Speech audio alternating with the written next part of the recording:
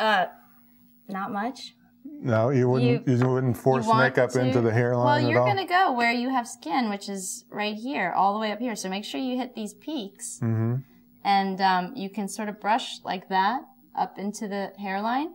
But, I mean, it's going to look really weird if you start trying to put makeup. You're going to get it on the hair. Your hair is dark. It's going to show up. Right.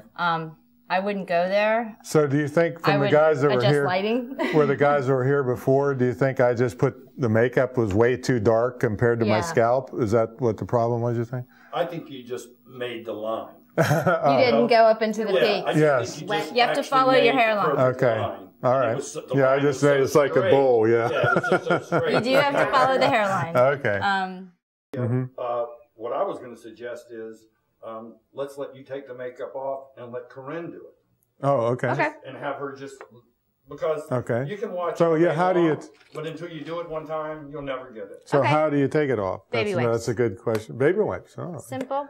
Yeah, I use baby wipes. It's simple. It's fast. This is not like oil-based by any means, so everything's going to come off really easily. And it makes it easy for you as well. Oh, she's coming around. I'm going to come around and do it for you. Make sure you get your ears. And get up there where you put it. It's probably the one place you're going to forget.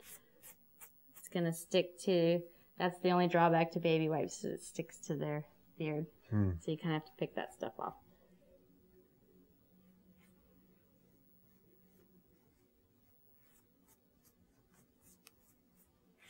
So this is only to take it off and not any kind of mid-stream thing. You just keep adding, touching up with the brushes, no wet stuff. Yeah. Okay.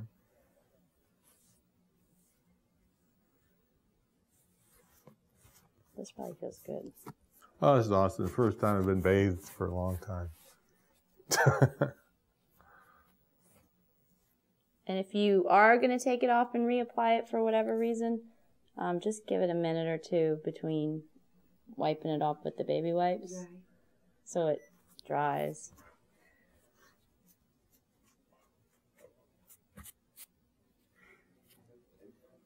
Pick all the little fuzzies off. Or take a sponge and do that. You pinched me really hard on purpose, didn't you? She's been dying to use me. Buy a little bag of sponges at the beauty supply. The little like wedge things? Yeah, I think we have some of this somewhere.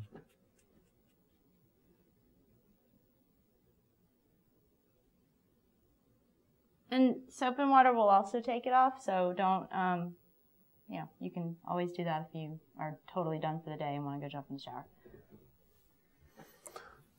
Oh, the vapors. Okay. There's one other thing, I didn't go over it with you. It's an extra step. It's not something I would do for an hour shoot, but it is something I would do if you tend to perspire a lot. It's an anti-shine.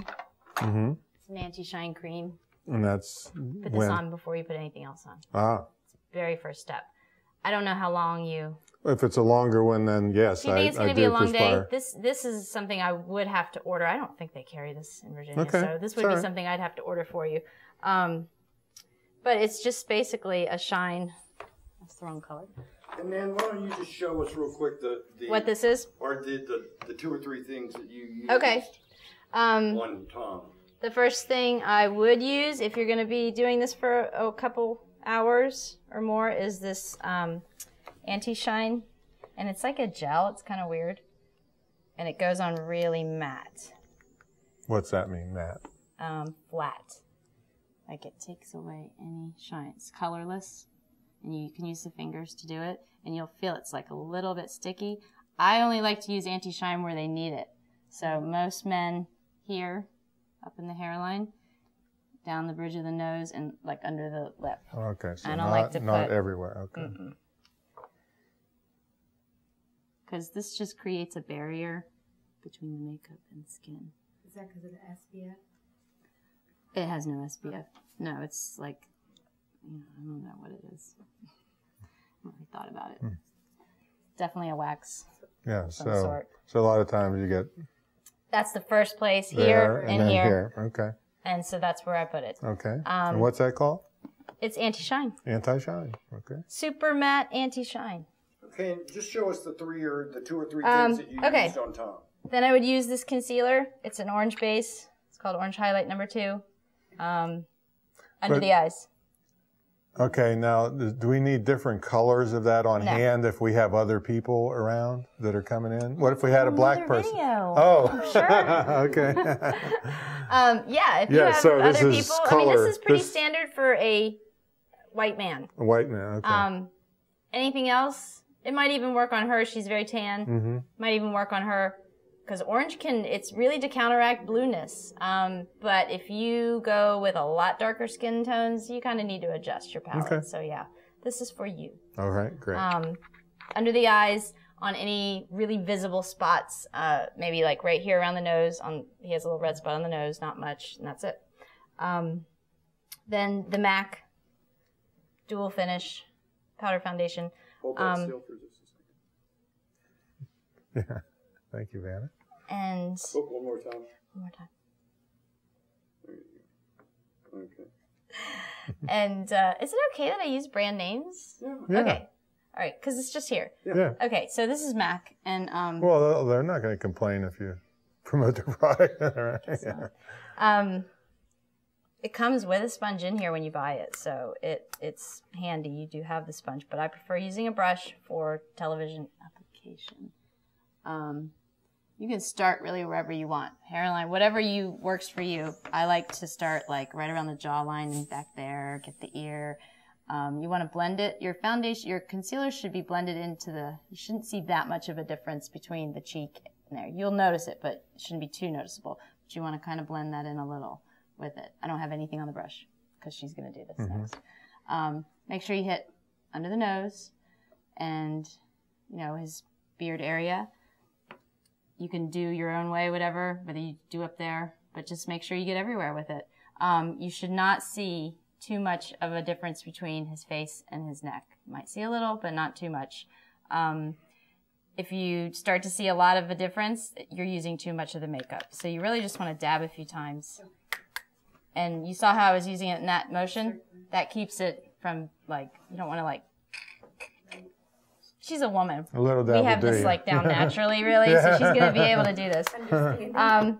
And that's really it. And then I have used 2 brushes. A big brush for, around his neck, and this is for his face. What, now, didn't you use a little brush? And the concealer brush, sorry. I used 3 brushes. That was for around the eyes, right? Around the eyes. Any spots on the face. And what about when you had me close my eyes? I just brushed the foundation over your eyelids just to take down shine, because this has an anti-shine in it. So it's going to keep the shine down. It's going to be a matte look. But, eyelids, foreheads, they perspire. So you need to just keep an eye on that. But hopefully the anti-shine that I put on first will help that.